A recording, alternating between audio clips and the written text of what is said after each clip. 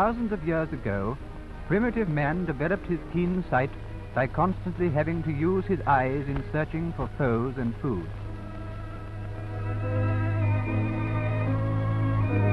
Then in the Middle Ages, with the advent of writing, eye strain began to appear. The monks, writing in the dim light of their narrow cells, were the first sufferers. And so eyeglasses came into being. Crude at first, but gradually improving, necessity being the mother of invention.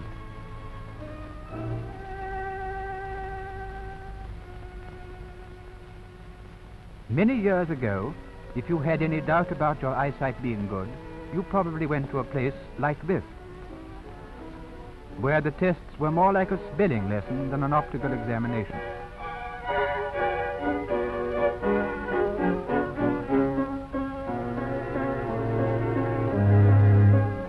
While even today, old-fashioned methods of eye testing are still used in some places.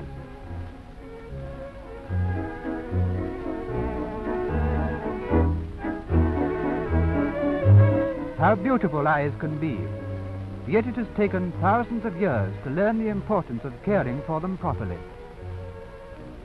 Nowadays, however, we are able to seek the advice of a doctor with special knowledge of the eyes, and a private consultation should be the first step in treating all cases of defective sight. It is the brain that actually sees, not the eyes. Behind the cornea is the iris, the colored part of the eye around the pupil, the opening which adjusts itself to varying degrees of light. The image is focused on the retina and transmitted by the optic nerve to the brain. If this nerve is destroyed, the image does not reach consciousness and blindness results. The eye directly affects and is affected by the bodily health and condition. Only a doctor has the medical knowledge and experience necessary to treat defects in a living organ. Therefore, it is most important to seek the skill and knowledge of the medical eye specialist immediately the sight becomes troublesome.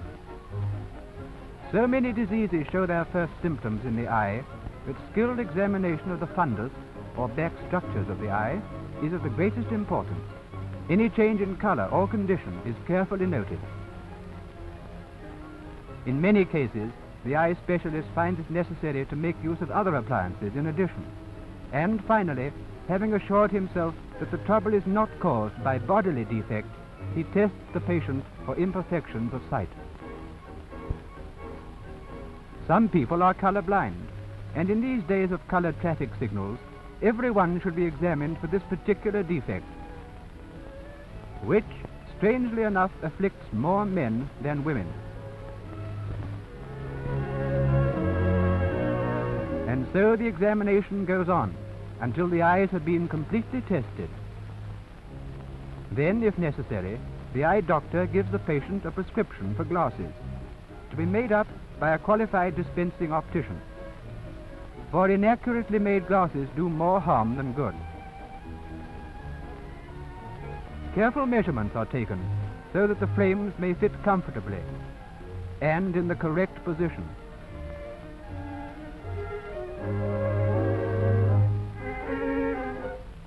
And when made, they are tried on to ensure that every detail is correct.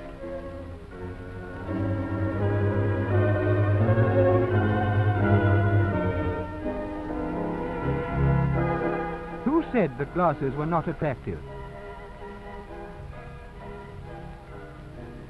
Medical examination of the eyes is so necessary to the health and well-being of the public that a national scheme has been brought into being by the British Medical Association, providing for all of limited means an examination of the eyes by an eye doctor, and glasses where necessary at low inclusive charges. This scheme, known as the National Eye Service, is available in all parts of the country. Over 900 medical eye specialists having generously consented to examine patients. Neglect may easily cause you lifelong regret. If your eyes worry you, consult a medical eye specialist. If you cannot afford to do so privately, ask your doctor about the National Eye Service. We'll repeat that on the screen. For all of you with the blessed gift of sight, to read and remember